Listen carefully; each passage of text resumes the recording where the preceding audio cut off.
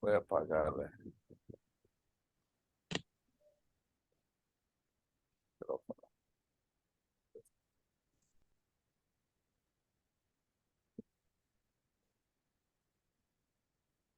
Perdón, me salí por error. ¿Sí me Adelante, escuchan? padre. Sí, adelante. En el nombre del Padre, del Hijo, del Espíritu Santo. Amén. Ven, Espíritu Santo, llena los corazones de tus fieles y enciende en ellos el fuego de tu amor. Envía, Señor, tu Espíritu y todo serás creado y se renovará la faz de la tierra. Espíritu Santo, fuente de luz, ilumínanos. Espíritu Santo, fuente de luz, ilumínanos. En el nombre del Padre, del Hijo y del Espíritu Santo. Amén. Anoten el tema de esta noche.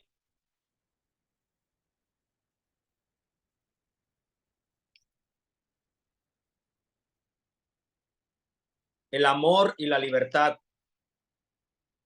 El amor y la libertad.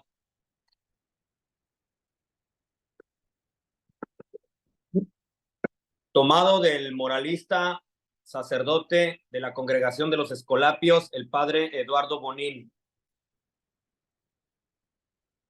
Si no me equivoco, todavía vive y radica en la Ciudad de México, en el Distrito Federal. Da clases en la Universidad Pontificia de México. Padre Eduardo Bonín, sacerdote moralista y de la Congregación de los Escolapios. El amor y la libertad. ¿Quién es el que produce el amor? Refiriéndonos al amor cristiano. ¿Quién es el que produce como si fuera una fábrica o un punto de partida, más que fábrica, un punto de inicio, una fuente, más bien? ¿Quién es el que produce la fuente para que surja el amor? El padre Bonín, refiriéndose a los textos bíblicos de la carta a los Romanos, el amor de Dios se ha derramado en nuestros corazones por el Espíritu Santo que se nos ha dado. Entonces el padre Eduardo Bonín dice, partiendo de ese texto de la carta a los Romanos, capítulo 5, versículo 5, el amor de Dios se ha derramado en nosotros, en nuestros corazones, por el Espíritu Santo que se nos ha dado.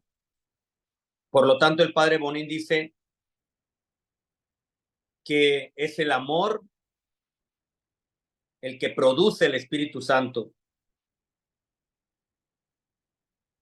El Espíritu Santo obra en nosotros como ágape.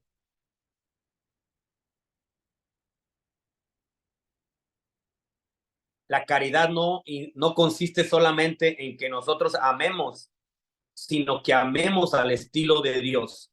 Atención ahí, la caridad, cuando hablamos de caridad, no se trata de que amemos, sino que amemos al estilo de Dios. Ahí está la diferencia.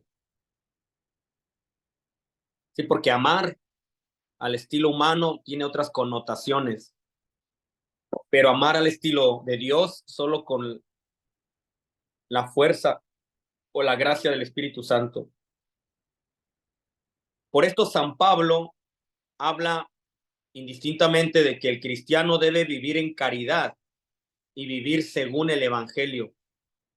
Realmente aquí se muestra en toda su nitidez cómo si el cristiano ha sido liberado de la ley grabada en las tablas de la piedra, no ha sido para caer en la inmoralidad, sino para vivir la moralidad en su plenitud. Acuérdense ustedes que San Pablo exhortaba a que ya no vivieran bajo la ley, sino ahora vivieran bajo la ley del Espíritu. Esto pudo haber provocado una controversia o una incomodidad para los judíos en esa época. ¿Cómo es que nos está diciendo que no vivamos según la ley mosaica? Pero a lo que San Pablo se refería es que ahora tendrían que vivir bajo una ley que es la ley del Espíritu, y que más bien esto iba a provocar que ellos vivieran en su plenitud la realización de la ley, se realizara en ellos. Entonces no está invitándolos a vivan de manera inmoral o, como se dice, de manera anárquica, anulen todas las leyes, vivan en una anarquía, sino más bien todo lo contrario, vivan ahora bajo la luz del Espíritu y potencien estas leyes y vívalas a su plenitud, para obrar en todo conforme al amor cristiano. Entonces, recuerden, estamos hablando del amor y de la libertad. Con el tema del amor, el Espíritu pone en nosotros el don de la libertad. Con el tema del amor, el Espíritu Santo pone en nosotros el don de la libertad. Con el tema del amor, el Espíritu Santo pone en nosotros el don de la libertad, ya que la libertad del cristiano se expresa en el amor, ya que la libertad del cristiano se expresa en el amor.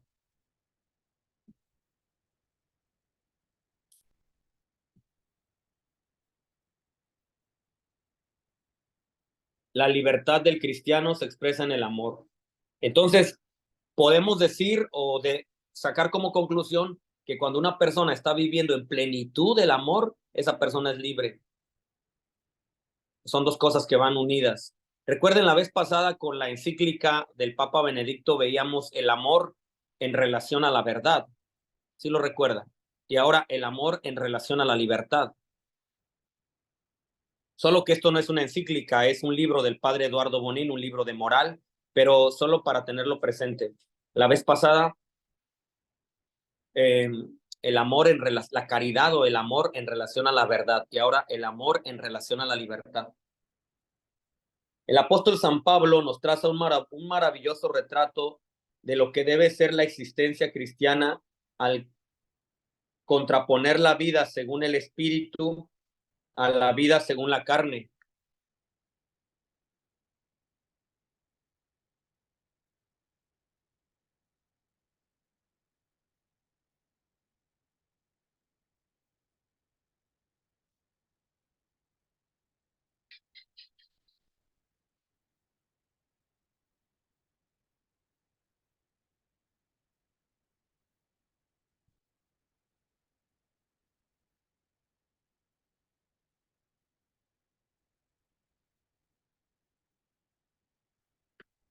¿Sí me escuchan?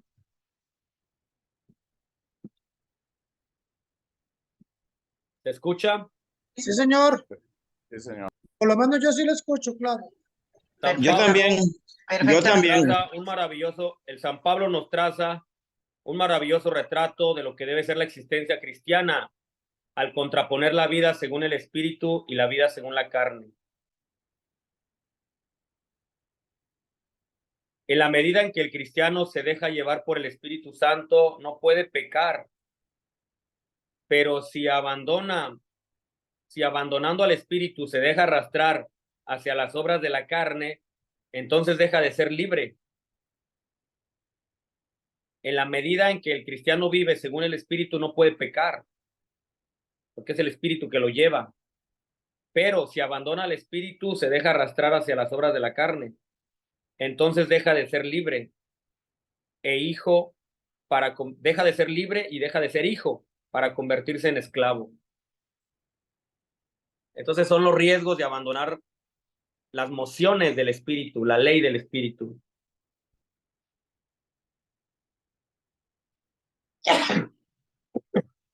Perdón.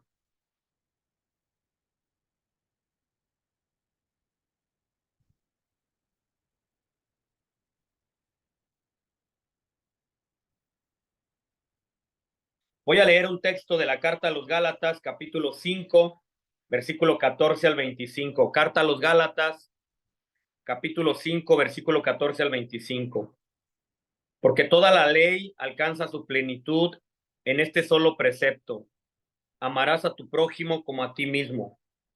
Les digo pues, caminen en el espíritu y no den satisfacción a las concupiscencias de la carne, porque la carne tiene tendencias contrarias al espíritu y el espíritu tendencias contrarias a las de la carne.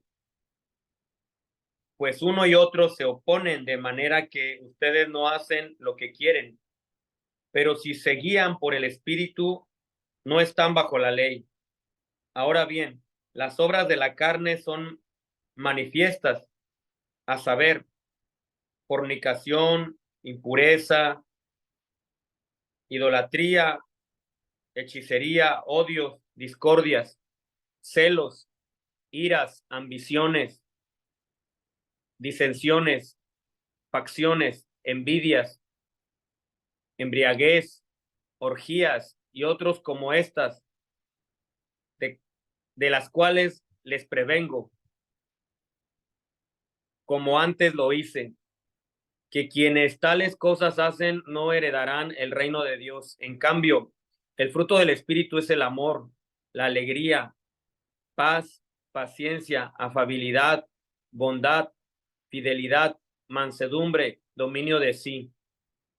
Contra tales cosas no hay ley, pues lo que son de Cristo Jesús han crucificado la carne con sus pasiones y sus apetencias. Si vivimos según el Espíritu, caminemos también según el Espíritu.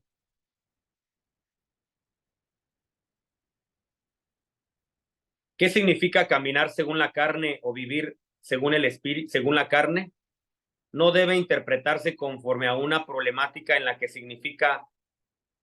significarían satisfacer los instintos del cuerpo solamente. O sea, no nos quedemos solo como es que se está refiriendo a los instintos del cuerpo. Cuando dice no le hagan caso a la carne, no se está refiriendo propiamente a los instintos del cuerpo como tal, ¿eh? No se trata solo de pecados sexuales.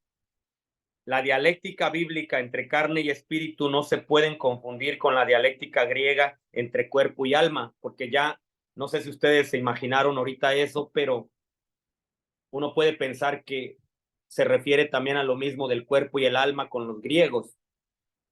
Cuando la Biblia habla de cuerpo y espíritu, más bien se refiere a otra cosa.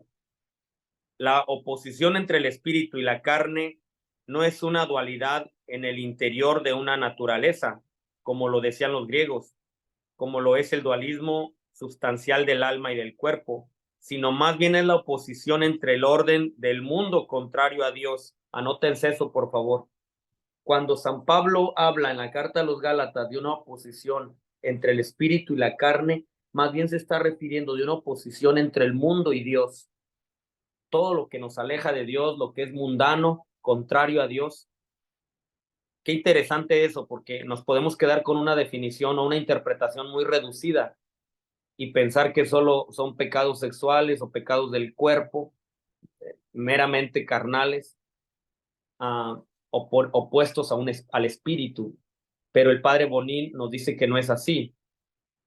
Según la interpretación que él hace, es más bien una oposición entre el orden del mundo contrario a Dios y el orden sobrenatural revelado en Cristo.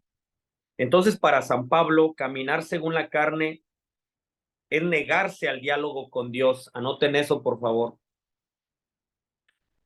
Caminar según la carne es negarse al diálogo con Dios. Hasta yo lo voy a anotar porque se me hace interesante. Aquí tengo mi libreta, no crean.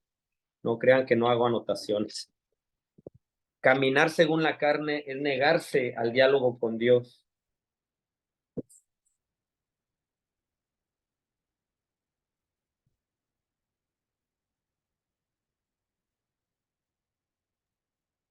Padre. Sí, dígame. Entonces todo lo que se refiere a lo que son,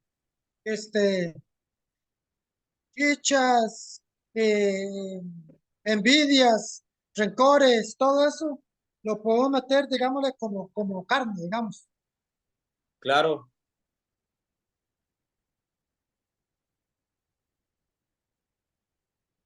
Sí, todo lo que se refiere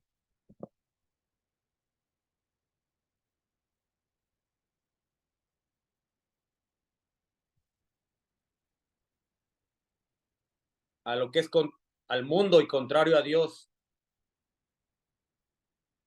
Para San Pablo, caminar según la carne es negarse al diálogo con Dios que nos llama a participar de su vida, es decir, de su santidad. Por esto, los que están en la carne no pueden agradar a Dios. Esta negación es ante todo una actitud personal, es algo que está en el corazón del hombre. Naturalmente, lo normal es que esta actitud de rechazo a Dios salga al exterior, se expresa en unos actos externos, en las obras de la carne, como ya lo mencionábamos, que son las acciones pecaminosas. Por esto también los que hacen tales cosas no heredarán el reino de Dios. No porque hayan quebrantado una ley, sino porque han renunciado al diálogo con Dios. Atención ahí, no es tanto que quebrantaron una ley como por haber quebrantado la ley, sino renunciaron al diálogo con Dios. O sea, han negado el amor, es negarse al amor. Y esto es el pecado, negarse al amor de Dios.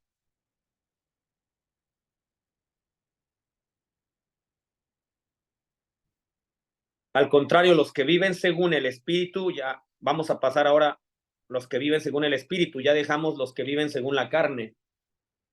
Ahora los que viven según el Espíritu son los que han dado un sí a la llamada amorosa de Dios. Por esto cumplen, por esto cumplen las leyes morales, no porque está mandado, sino porque las tendencias del Espíritu son vida y paz. Sino porque las tendencias del Espíritu son vida y paz.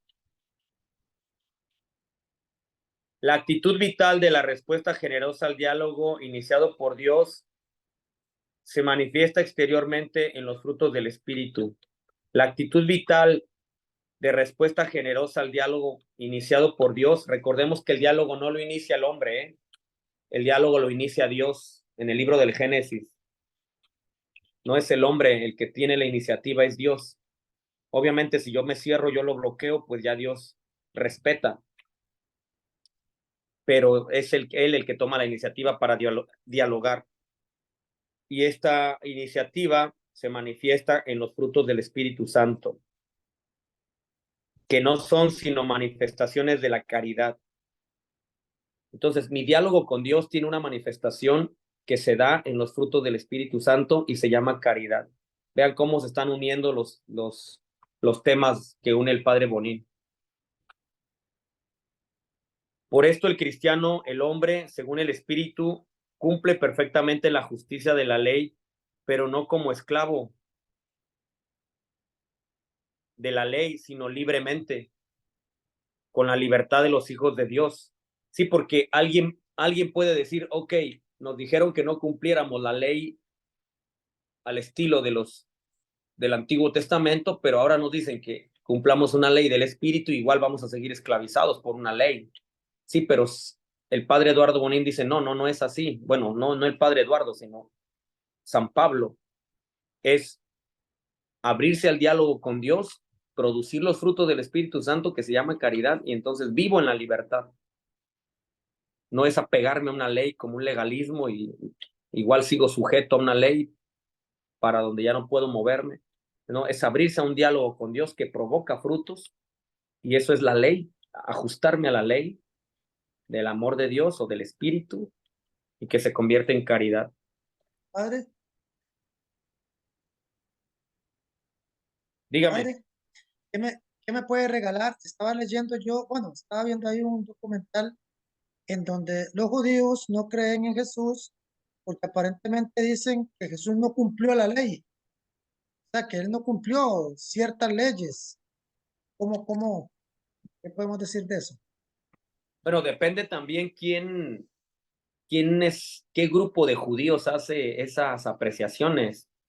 No sé, primero como investigar eso, quiénes son los que hacen esas apreciaciones. Un grupo de judíos guerrilleros, un grupo de judíos celosos de la ley, o un grupo de escribas, ¿verdad? O son los judíos en general.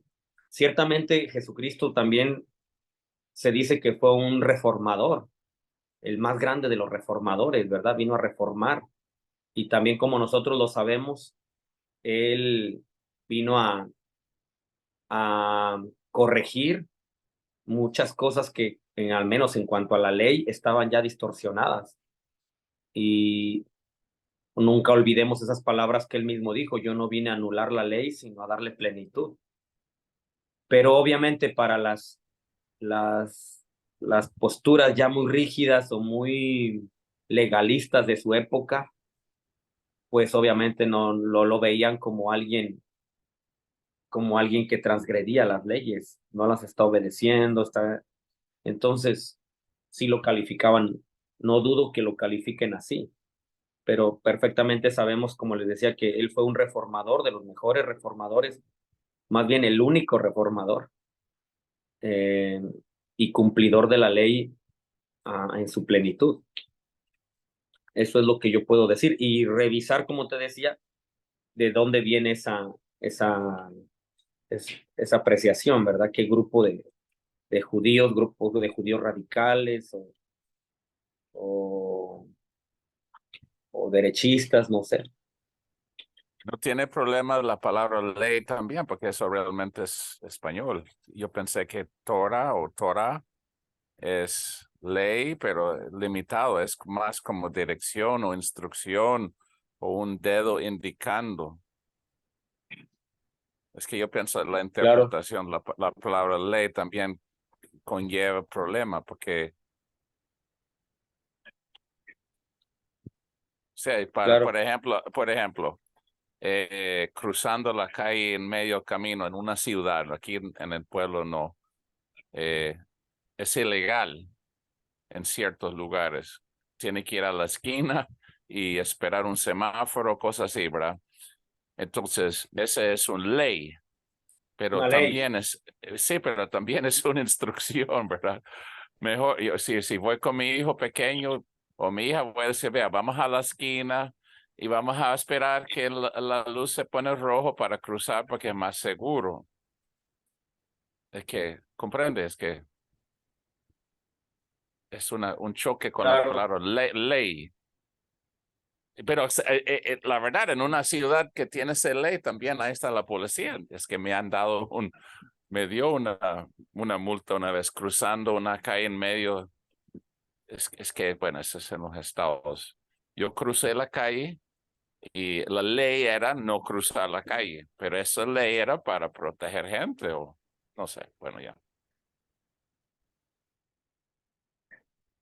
ajá, entiendo. Si usted dice ama a su prójimo como su mismo, bueno, es ley.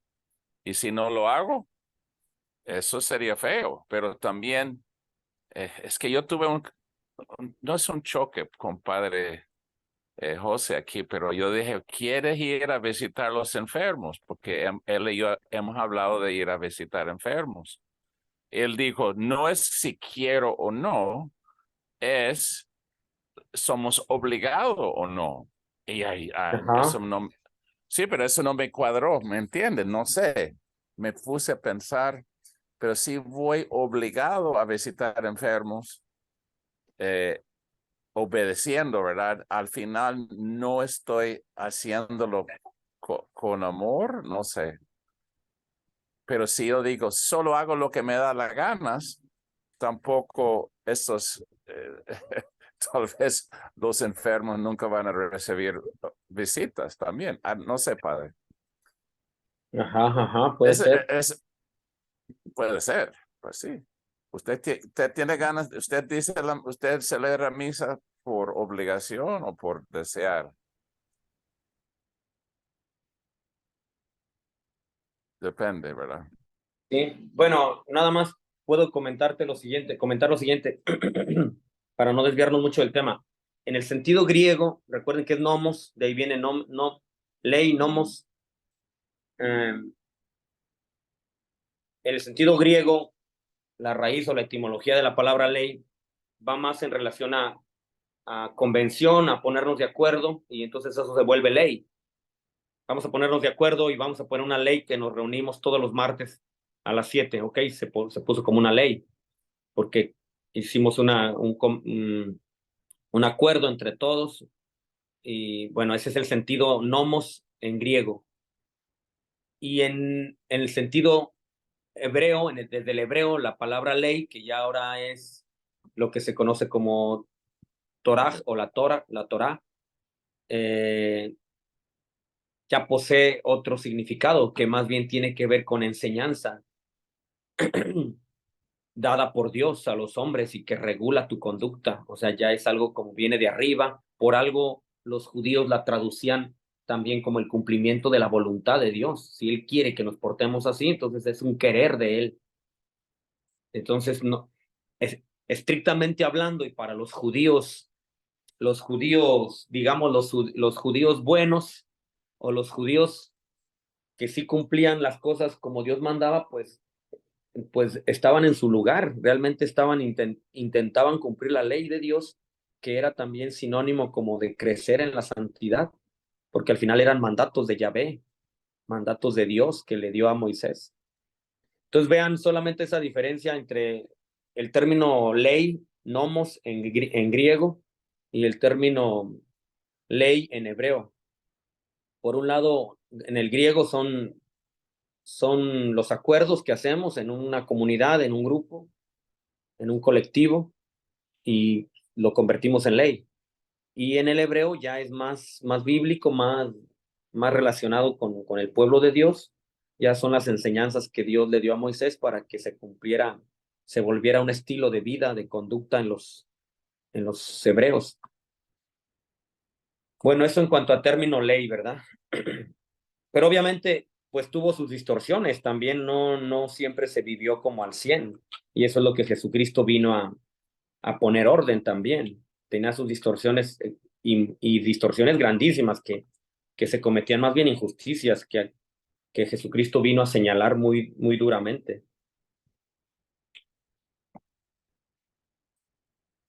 Estas ideas han sido expresadas y vividas por los grandes cristianos en todos los tiempos, pero nos interesa resaltar que esto no es una doctrina reservada a unos pocos superdotados. San Pablo no se dirige en las cartas a los romanos o a los gálatas, a religiosos de clausura o grupos selectísimos de espiritualidad. Escribe a hombres y a mujeres metidos en el mundo. Entonces, cuando San Pablo les escribe a los gálatas o a los romanos, no les está hablando solamente a curas o a monjas, les habla al común de los cristianos que viven en el mundo. Entonces, San Pablo no se dirige a las religiosas o a los sacerdotes, les escribe a los hombres y mujeres metidos en el mundo. Escribe a toda la comunidad cristiana, a seres de carne y hueso que tenían que desenvolverse en una estructura tan paganizadas, por lo menos como las nuestras, porque tenemos siempre la tendencia a olvidarlo. El Concilio Vaticano II ha tenido que recordarnos la universal vocación a la santidad en la Iglesia. Solo un poquito ahí sobre la santidad. La vida cristiana encuentra su ley no en un código escrito, sino en la acción personal del Espíritu Santo que anima y guía al cristiano. Es decir, la ley del Espíritu de vida en Cristo Jesús. Vuelvo a repetir, la ley cristiana encuentra su ley no en un código escrito, sino en la acción personal del Espíritu Santo que anima y guía al cristiano. Eso está en Carta a los Romanos, capítulo 8, versículo 2. El amor de Dios es derramado en nuestros corazones con el Espíritu Santo que se nos ha dado, el amor de Dios. Esto vale también para la pareja y para la familia cristiana. Su guía y su norma es el Espíritu de Jesús, difundido en los corazones con la celebración del sacramento del matrimonio.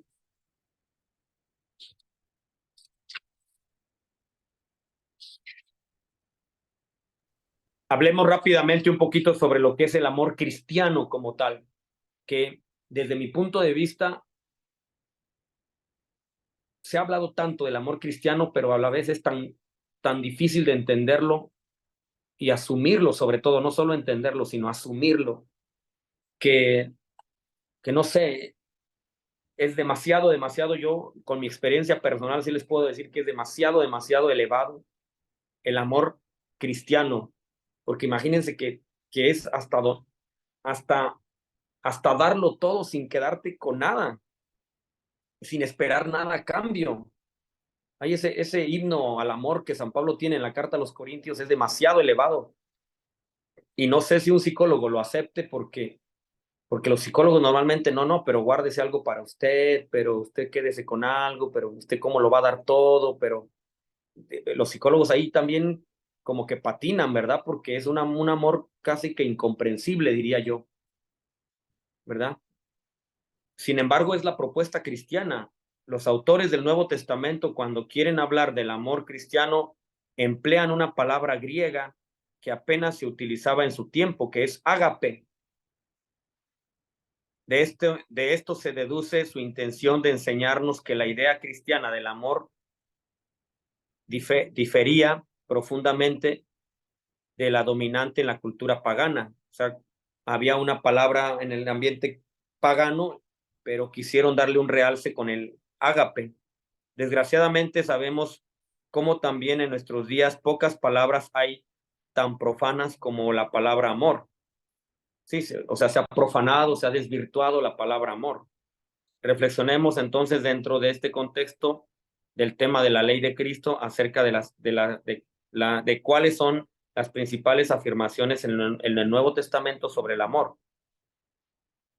En pocas palabras, el amor es el resumen y la plenitud de la moral cristiana. Eso es un dato interesante, anótenlo. El amor es el resumen y la plenitud de la moral cristiana.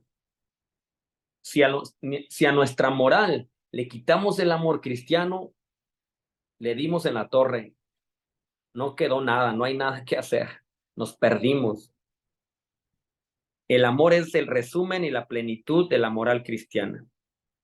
A la pregunta de la cual es el mandamiento más importante de la ley, Jesús le respondió: amarás al Señor tu Dios con todo tu corazón, con toda tu alma, con toda tu mente. Este es el mayor y el primer mandamiento. Y un segundo es muy parecido al primero: amarás a tu prójimo como a ti mismo. Toda la ley y todos los profetas dependen de estos dos mandamientos. Qué interesante, aquí dice dependen. Otras traducciones dicen se resume, pero aquí me gusta donde dice dependen. Estos dos mandamientos. ¿Jesús enumera esos dos o es solo ¿Sí? en sol? Él dice primero y segundo, así. No dice primero y segundo, solo lo dice de corrido. Sí, lo dice. Es que mira, padre, uy, eso sí es un tema duro para mí, aunque no tengo que resolverlo. Porque yo también, imagínense, Jesús está agonizando en el jardín y dice, quítame eso. Entonces, él decide amarnos, pero lo hace por amor a nosotros o por obligación de su padre. Mire, es para hacer mi cerebro loco, ¿verdad? Va a explotar pensar eso. Pero es interesante porque allá está ese corrido, como usted dice. Está Ese de es corrido.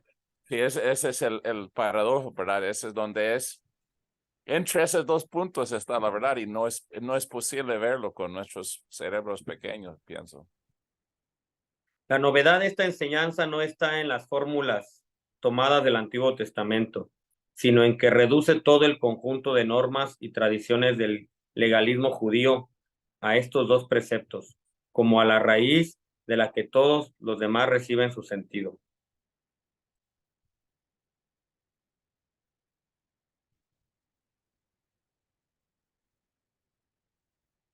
No para desviarnos, pero yo estaba leyendo sobre San Colby, ese sacerdote. Maximiliano María Kolbe. Es que es algo que podemos tocar todavía histórico, ¿verdad? Algo más cerca de nuestro tiempo. Sí. Y él tomando este lugar. Pero no solo, es que el problema también es que nosotros escuchamos ese relato imaginando que él tomando el lugar. Ok, pero era más que eso. Él también vivía en este campamento, ¿verdad? Por mucho tiempo. Y no solo eso, tiene antes que estaba siendo él joven, misionero, y también antes cuando su hermano él decidió, etcétera. Entonces, a veces analizando con una lupa o viendo un solo punto es imposible. Tiene que abrir grande, ¿verdad? Para ver todo ese libertad y amor, ¿verdad? Ponerlo juntos. No Sí. es solo, ya, no sé, voy a cerrarme. San Pablo se hace eco fiel de la enseñanza: por amor, pónganse los unos al servicio de los otros, porque un solo precepto contiene toda la ley en su plenitud: amarás al prójimo como a ti mismo. Entonces San Pablo ya va a meter el tema del servicio. Los mandamientos pueden reducirse a uno solo, porque el amor al prójimo es la única expresión auténtica del amor a Dios. El amor al prójimo es la única expresión auténtica del amor a Dios. Entonces ya ahí, vean, ahí estamos introduciendo ya el tema del servicio, cristianamente hablando, lo que practicó la Madre Teresa de Calcuta y otros muchos santos, o bueno, que practicamos también nosotros cuando tratamos de vivir el amor, servir. Pues quien no ama a su hermano, a quien ve, no puede amar a Dios a quien no ve. Y de este mandamiento, quien ama a Dios, ame también a su hermano. El mismo San Juan resume toda la moral en estas dos actitudes: creer y amar a Jesús. San Juan, anótenlo, San Juan resume toda la moral en creer y amar a Jesús y amar a los hermanos. Creer y amar a Jesús y amar a los hermanos. Ahí reduce toda la moral San Juan. Creer y amar a Jesús y amar a los hermanos. Les doy un mandamiento nuevo: que se amen los unos a los otros, igual que yo los he amado, ámense también entre ustedes. Dijo San Juan, capítulo 13, versículo 34 al 35. Y ahí los conocerán, que serán discípulos míos, porque se aman unos a otros. Por eso es que el amor es la naturaleza de Dios. Como si dijéramos, ¿de qué está hecho Dios? De amor. El amor es la naturaleza de Dios. El amor no, en la Biblia nos da muchas definiciones, pero cuando San Juan nos quiere decir quién es Dios, lo define como amor. Ágape. El que no ama a Dios no lo ha conocido, porque Dios es amor. Otra característica es que el amor de Dios es gratuito. No espera nada a cambio, nada, absolutamente nada. Más bien pierde. Más bien pierde.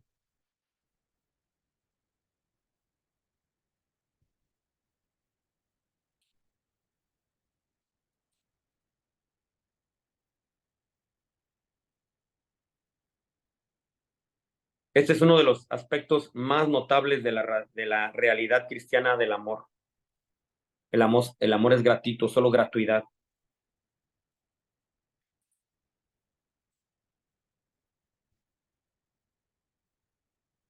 Dios ama al hombre, Dios no ama al hombre porque sea bueno, sino que quiere que sea bueno porque lo ama. Ahí tenemos, si ustedes recuerdan el evangelio de este domingo, donde dice que en la parábola del evangelio de este domingo, donde dice que los últimos que mandó les dijo: vayan a traerlos a todos, y trajeron a malos y a buenos. Y entonces alguien preguntó: ¿por qué trajo a los malos? Sí, o sea, el Señor no nos ama porque seamos malos o buenos. El Señor nos ama y lo único que quiere es que regresemos a Él en su proyecto inicial. Porque no nos ama porque seamos buenos, sino quiere que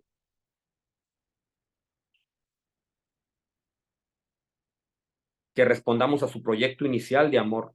Por esto Cristo afirma que ha venido al mundo a llamar a los pecadores para convertirse. Y San Pablo, en la carta a los Romanos, capítulo 5, versículo 8, dice: Cristo murió por nosotros cuando aún éramos pecadores. Así demuestra Dios el amor que nos tiene. La gratuidad del amor divino es también una idea central en la teología de San Juan. La gratuidad. La gratuidad del amor divino es una idea central en el amor de en el Evangelio de San Juan, en la teología. En esto consiste el amor, no en que nosotros hayamos amado a Dios, sino en que Él nos amó primero. Por eso el amor siempre va a tomar la iniciativa. Anoten eso. El amor siempre va a tomar la iniciativa. No, el amor no se va a esperar. El amor siempre va a dar el primer paso. Si tú amas a alguien, das el primer paso. Si no te puedes esperar. El amor no se espera, el amor toma la iniciativa. Si el otro no quiere recibirla, o se niega o la bloquea, es cosa de él. Pero el amor toma la iniciativa. Si tú te esperas, entonces no es amor. Entonces yo me voy a esperar a ver cuándo me saluda. No, salúdalo. Si lo amas, salúdalo. Yo me voy a esperar a ver cuándo me perdona. No, perdónalo tú, porque si es amor, tú toma la iniciativa. Yo me voy a esperar a ver cuándo me habla. No, nunca te va a hablar. Eres tú el que toma la iniciativa.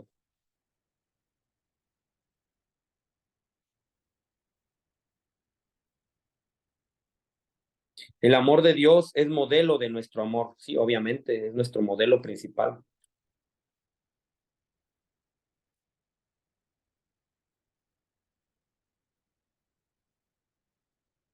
El Nuevo Testamento no niega que pueda darse un amor generoso de naturaleza puramente terrena. Sí, puede haber un amor generoso, lo que algunos llaman la filantropía o se me fue la otra palabra, sí, la filantropía, o sea, solo amor al hombre y no hay ninguna referencia divina, ninguna referencia trascendente, solo hago las cosas por amor a la humanidad, amor a la tierra y listo. No hay ninguna referencia a Dios, pero se queda en un amor filantrópico nada más. Lo que hace es poner ante nuestros ojos el amor de Dios al hombre, tal como se nos ha revelado en Jesucristo. Nosotros tenemos como referencia el amor de Dios. Si Dios nos ama a cada uno de nosotros, independientemente de nuestras cualidades, si el amor divino se extiende a los buenos y a los malos, así también debe ser nuestro amor al prójimo. Amen a sus enemigos y rueguen por quienes los persiguen, para que sean hijos de su Padre Celestial, que hace salir el sol sobre los justos y sobre los injustos. En el mismo sentido, San Juan afirma, si Dios nos ha amado tanto, también debemos amarnos los unos a los otros, en cuanto a nosotros amemos, porque Él nos amó primero.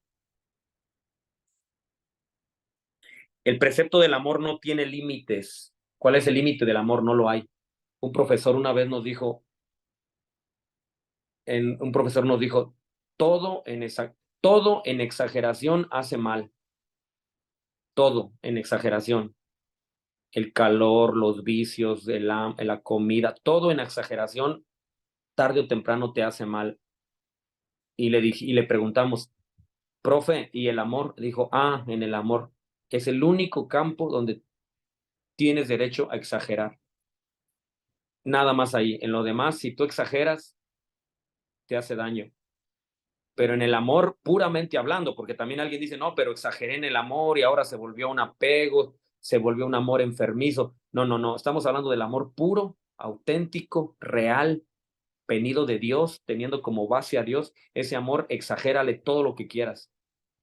Al extremo, como dice los evangelios, nos amó hasta el extremo.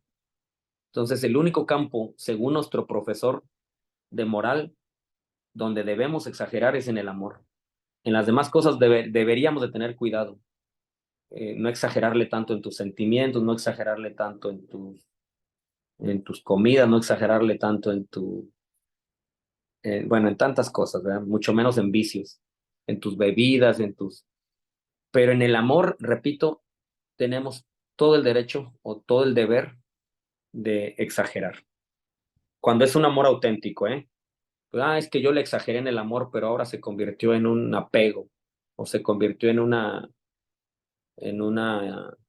amor enfermizo, en una dependencia. No. Un amor auténtico, exagerado hasta el máximo, es dar la vida por los demás, dar la vida por los amigos, como dijo Jesucristo.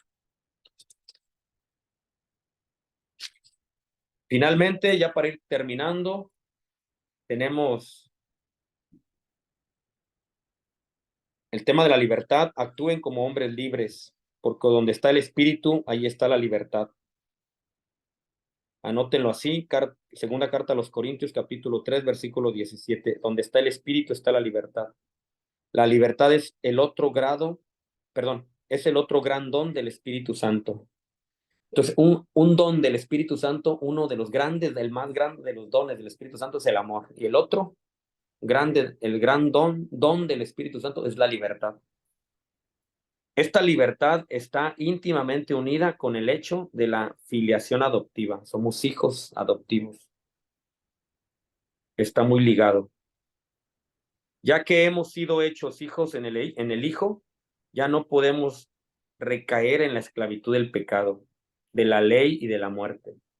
El esclavo no se queda en casa para siempre, mientras el Hijo se queda para siempre. El esclavo no se queda en casa para siempre, mientras que el Hijo se queda para siempre. Si pues el Hijo les da libertad, serán realmente libres. O sea, la libertad no la obtenemos por nosotros mismos.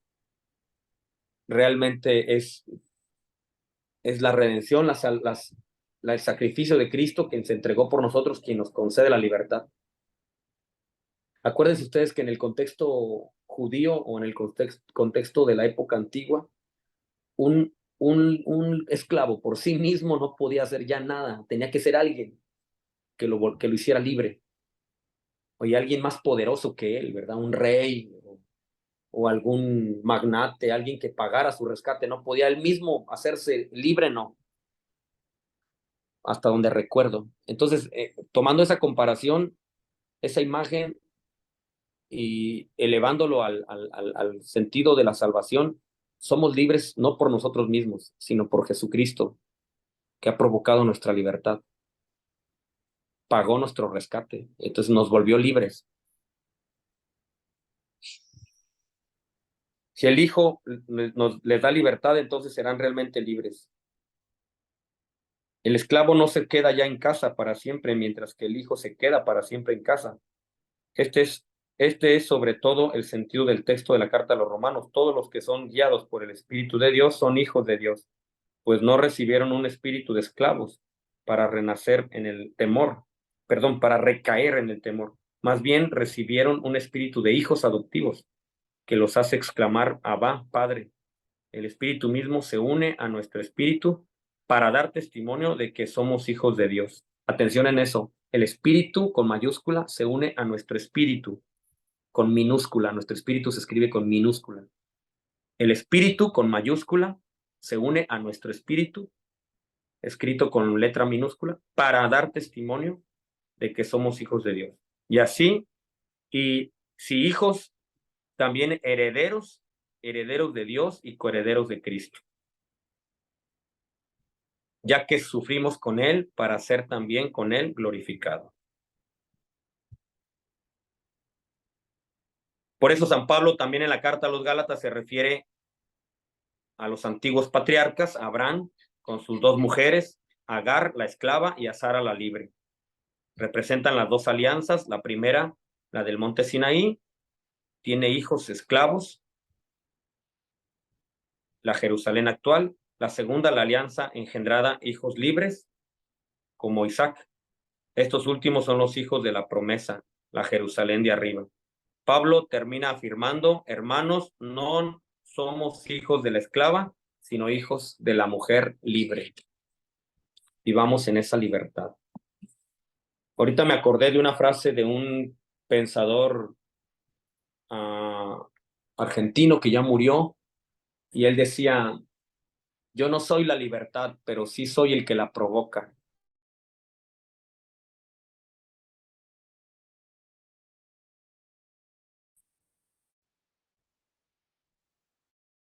Pero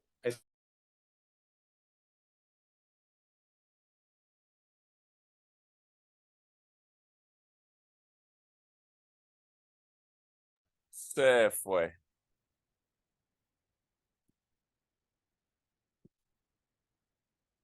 ¿Regresa o no? ¿Qué piensa? Se fue el padre, Marcos. Sí, ya conectando, ya, allá está. Bueno, Seguro regresa porque nos ama. sí.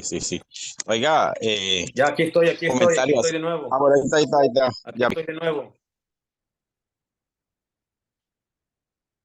¿Aló?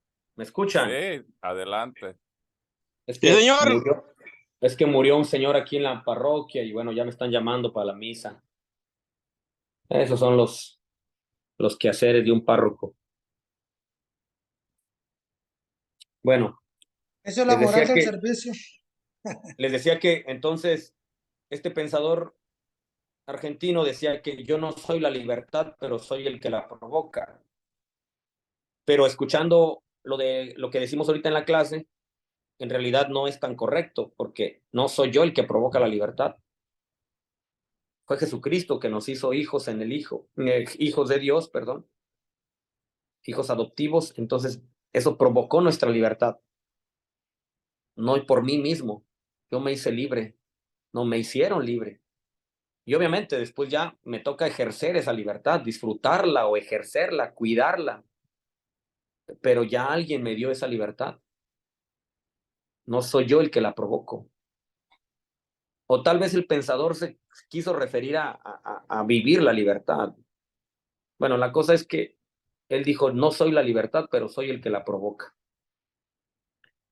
Tal vez como diciendo, soy el que la practico, ¿verdad? Pensemos así. Ok.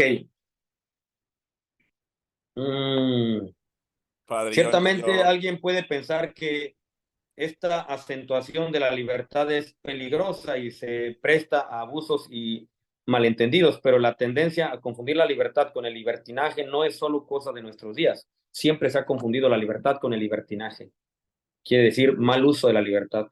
Esto sucedía ya en tiempos apostólicos. No puede extrañarnos que haya hombres carnales que utilicen la libertad de los hijos de Dios como máscara que encubre el egoísmo y la falta de libertad más absolutas. Entonces, vives en libertad aparentemente, pero provocas esclavitud, te esclavizas y esclavizas a otros. Por esto San Pablo prevenía a los cristianos, ustedes hermanos han sido llamados a la libertad, pero cuidado con tomar la libertad por pretexto para servir a la carne. Y vean qué interesante esto, ¿eh? Carta a los Gálatas, capítulo 5, versículo 13. En otras palabras, ¿por qué te justificas en tu libertad? Para satisfacer a la carne. Y cuando decimos a la carne nos estamos refiriendo a todo lo contrario a Dios. No nos referimos solo al cuerpo. Entonces, en términos prácticos, las frases que comúnmente escuchamos, yo soy libre, déjenme. ¿Por qué te drogas? Soy libre. O sea, ¿por qué utilizas tu libertad para justificar las acciones de la carne? Dice San Pablo.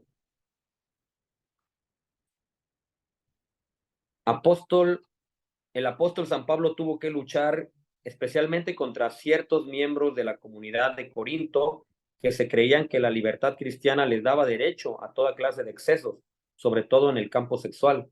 Por eso San Pablo toma la palabra y le dice que todo me es lícito. Toma la palabra al todo me es lícito que propugnaban ellos y le responde, todo me es lícito, mas no todo me conviene. Qué buena frase de San Pablo. Todo me es lícito, pero no todo me conviene. No todo me hace bien. Primera Corintios capítulo 6, versículo 12. Todo me es lícito, mas no me dejaré dominar por nada.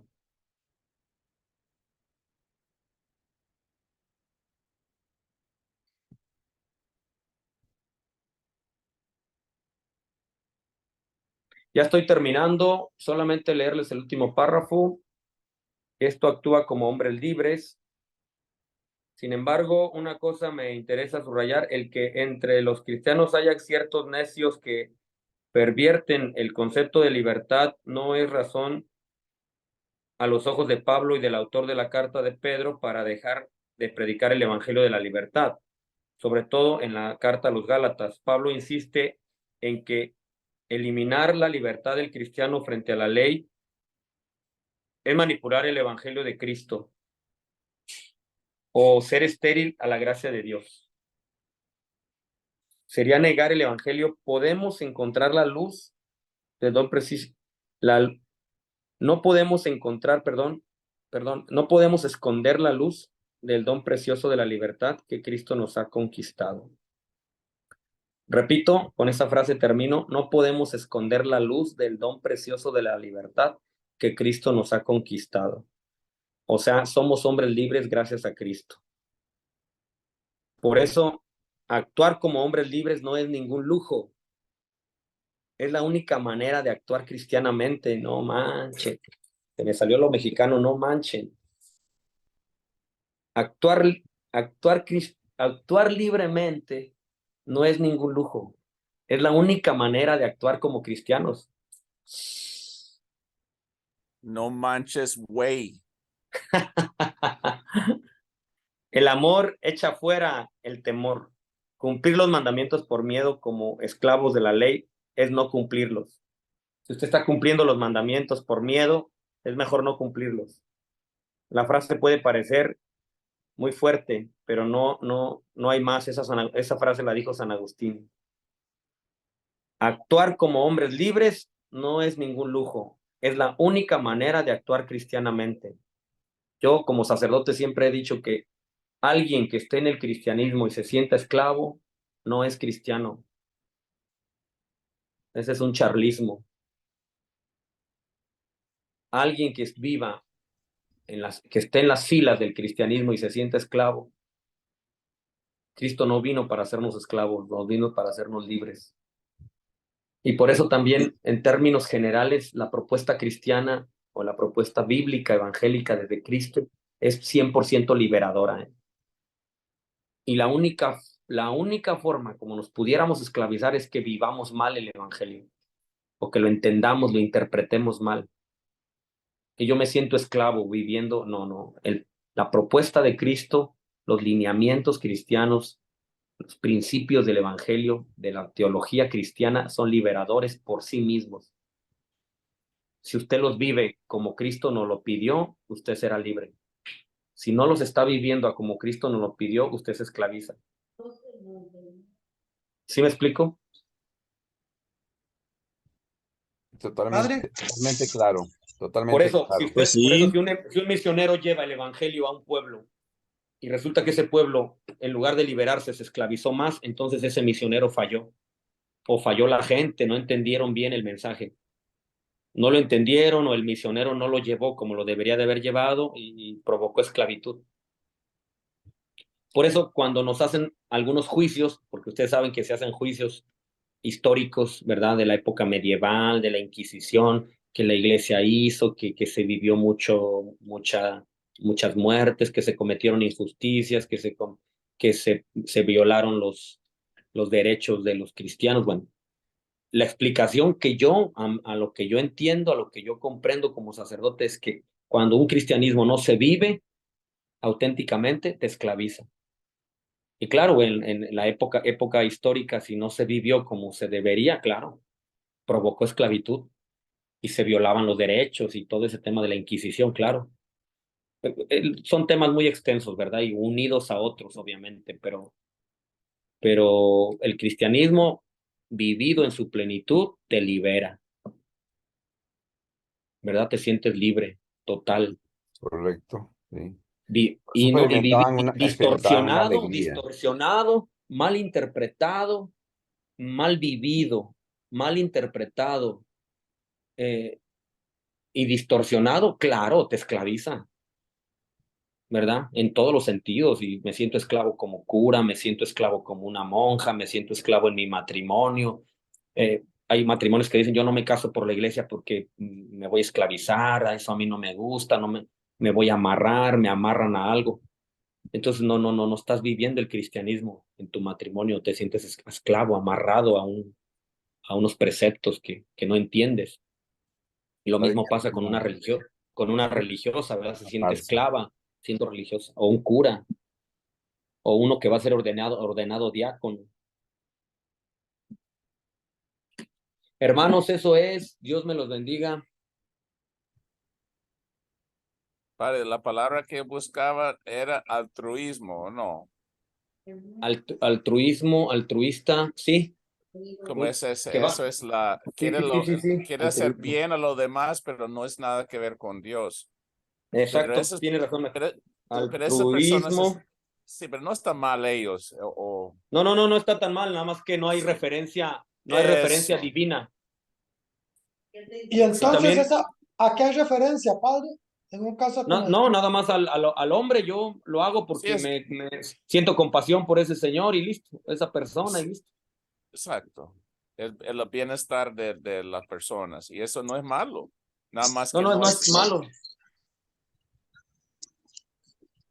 Pero hasta en eso hemos fallado como mundo hoy en día, ¿verdad? Sí, que bueno, esa era la palabra, Marcos, altruismo y filantropía. Sí. No hay referencia a lo divino, solamente pues me nace un sentimiento de querer ayudar a un señor que yo vi ahí sufriendo y le di comida y listo. Pero no en ningún momento lo uno a Dios o es que es Dios que me inspiró, yo veo a Dios en él. No hay conexión, no hay No referencia. es lo mismo una ONG que participar en las obras de caridad de la iglesia. Claro. Ahí está la diferencia. Tú Exacto. le das de comer a alguien porque simplemente ahí está la comida y se la das, pero no se la das por amor, que es cuando uno Exacto. lo da por el amor a Cristo, por el amor a Dios y amor al prójimo. Exacto. En el nombre del Padre, del Hijo, del Espíritu Santo. Amén. Amén. Ven, Espíritu Santo, llena los corazones de tus fieles y enciende en ellos el fuego de tu amor. Envía, Señor, tu Espíritu y todo será creado, se renovará la faz de la tierra. Espíritu Santo, fuente de luz, ilumínanos. Espíritu Santo, fuente de luz, ilumínanos. Ilumínanos. En nombre del Padre, del Hijo y del Espíritu Ilumínanos. Santo. Amén. Amén. Ilumínanos.